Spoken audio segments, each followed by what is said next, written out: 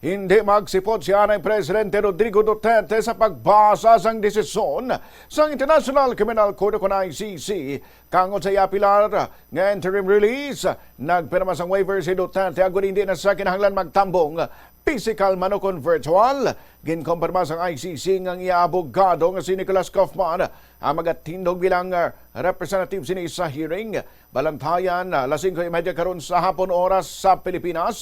Ang ining hearing sa The Hague, naka-detain sa buong siya Netherlands si Duterte. Ginapanindugan sa iya kampo nga hindi na ini makasarang magatubang sa trial bangod sa iya katigulangon. Pananglitan, balis kanon sa appeal sa chamber ang ruling sa ICC pre-trial chamber kag tugutan ng interim release.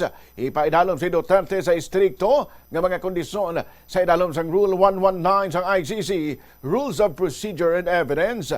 Lakip direng istrikto nga limitasyon sa pagbiyahe, pagpuyo sa court-approved address, pagdumili sa iya nga makigangod sa mga biktima kag mga testigo, mandatory appearances sa atubang sa otoridad, kag posting of bond or security.